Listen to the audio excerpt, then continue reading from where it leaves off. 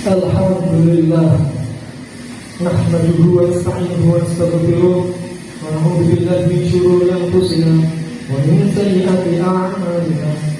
May yahdihillahu fala mudilla lahu wa man yudlilhu fala hadiya lahu. Asyhadu an la ilaha illallah wahdahu la syarika lahu wa asyhadu anna Muhammadan 'abduhu wa rasuluh la nabiyya ba'dahu. Allahumma salli ala sayyidina wa maulana Muhammad wa ala alihi wa sahbihi wa mawala. La hawla wa la quwwata illa billah. Amma ba'd. Fa ya ayyuhal hadirun, usikum wa nafsi bi taqwallah. Ittaqullaha haqqa tuqatih wa la tamutunna illa wa antum muslimun.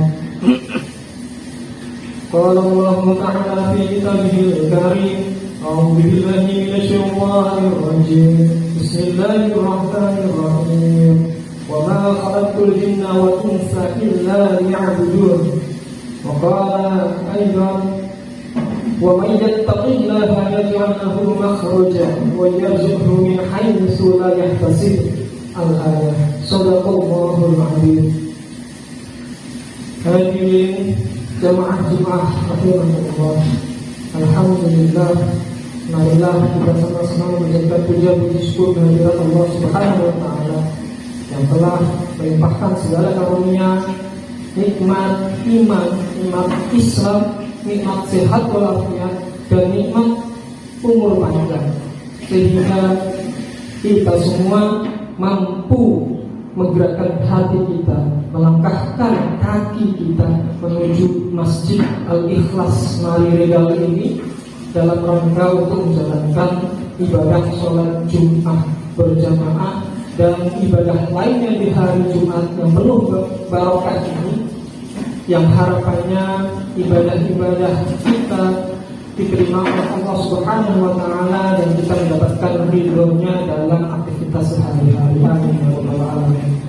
Shalawat serta salam semoga kita tercurah ke hadirat Nabi besar Muhammad sallallahu alaihi wasallam yang telah menuntun kita dari jalan kegelapan menuju jalan terang benderang seperti sekarang ini, yang dengan wasilah sholawat kita lantunkan setiap hari semoga menjadikan kita diakui menjadi umatnya Nabi Muhammad kelak di yaumil qiyamah dan kita mendapatkan syafaatnya. Amin.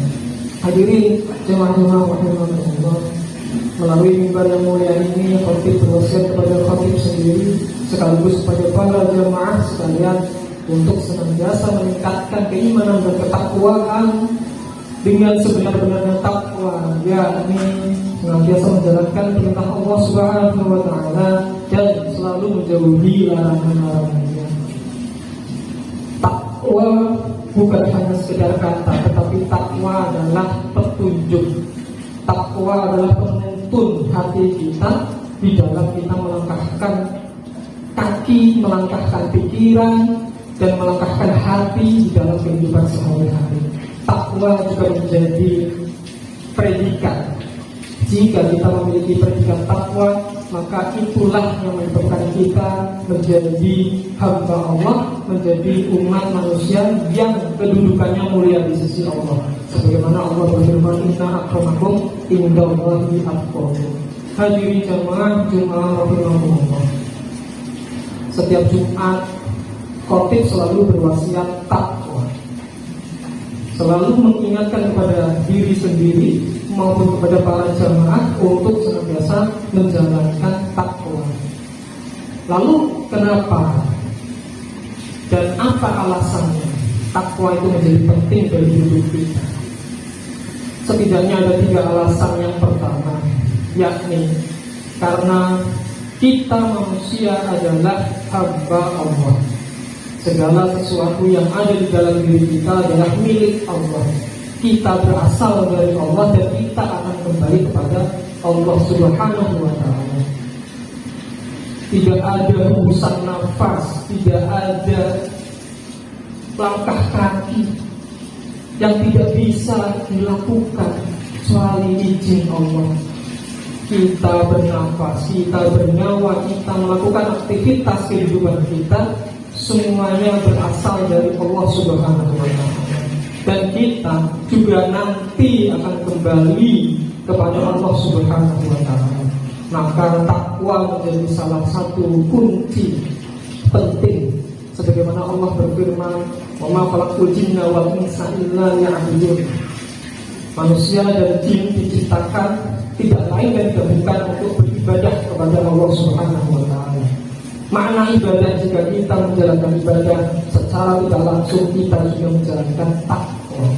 Kita sudah sedikit dilabeli atau predikat takwa sudah tertanam di hati kita. Jika kita beribadah dengan baik, dalam rangka apa?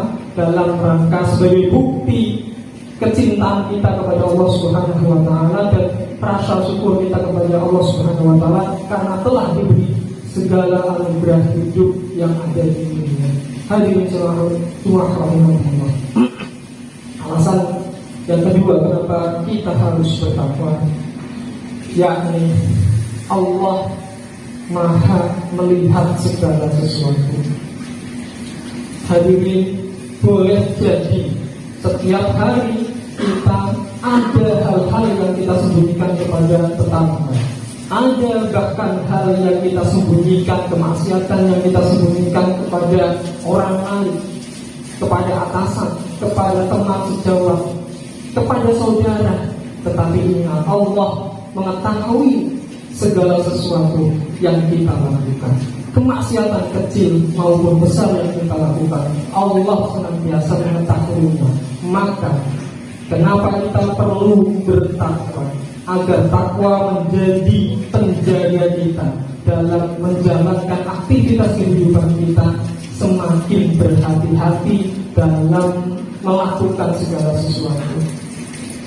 Jangan sampai kita ketika sendiri melakukan maksiat, tetapi ketika bersama orang-orang lain, bersama orang banyak, terlihat kebaikannya, padahal kita menyembunyikan kemaksiatan. Maka ketika kita menjadi seseorang yang meyakini di dalam hati dan sadar bahwa harus menjalankan ketakwaan, maka takwa itulah yang akan menjaga hati kita, pikiran kita untuk senantiasa selalu melakukan apa yang diperintahkan Allah serta menjauhi segala larangan.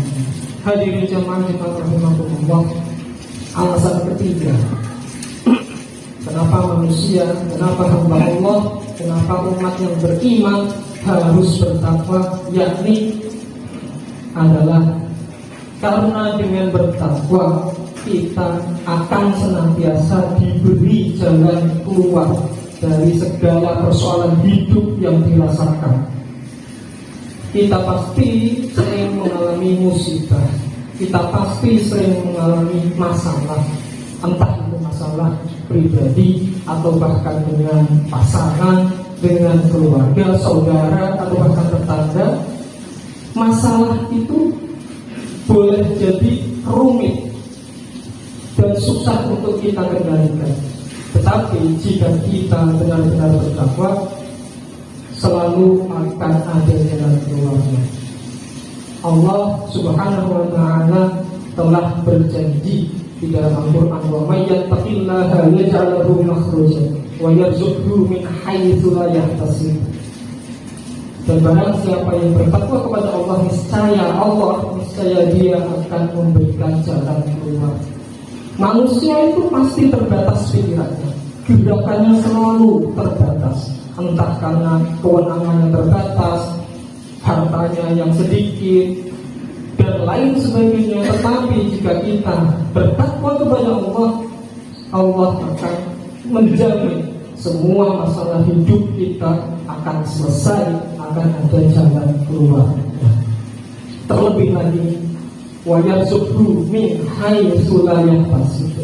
Ketika kita misalnya sempit rezekinya, susah sumber penghasilannya, yang paling penting dilakukan adalah bertakwa, yakni menjalankan ibadah, menjauhi larangan Allah. Niscaya kita tidak pernah tahu pasti akan ada jalan Allah yang memberikan rezeki dari segala arah yang tidak kita sangka. Ini yang harus kita kuatkan di dalam hati dan menjadi renungan kita. Apakah setiap hari kita sudah menjalankan perintah Allah, kita sudah menjauhi larangannya, atau masih setengah-setengah? Karena di dalam predikat takwa itu hakikatnya adalah terjadi atau indikasi tanda bertakwa itu adalah jika kita menjalankan dua hal, yakni menjalankan perintah Allah, ibadah wajib sunnah kita lakukan, termasuk juga kita menjauhi segala larangannya, kita meninggalkan kemaksiatan. Jika kita masih menjalankan salah satunya saja, maka mau tidak mau kita harus selalu merenungi dan kita berusaha untuk memaksimalkannya. Percuma saja kita beribadah maksimal tetapi kita masih saja menjalankan maksiat, atau sebaliknya kita menjauhi maksiat tetapi kita tidak pernah menjalankan ibadah. Na'udzubillah min dzalik. Maka ketakwaan ini, tanda ketakwaan ini adalah dua hal, yakni senantiasa menjalankan ibadah dan menjauhi segala larangan Allah, menjauhi maksiat. Hadirin jamaah Jumat rahimakumullah, semoga khutbah singkat ini menjadi pelajaran, menjadi renungan bagi kita semua untuk senantiasa yakin kepada Allah Subhanahu wa taala dan berusaha sekuat tenaga untuk menjalankan ibadah, khususnya ibadah wajib, sholat, zakat, puasa, dan ibadah ghairu makruh. Barakallahu li wa lakum fil Qur'anil azim wa nafa'ani wa iyyakum bima fihi minal ayati wa dzikril hakim. Taqabbalallahu minni wa minkum tilawatahu innahu huwal ghafurur rahim. Aqulu qouli hadza wa astaghfirullah innahu huwal ghafurur rahim.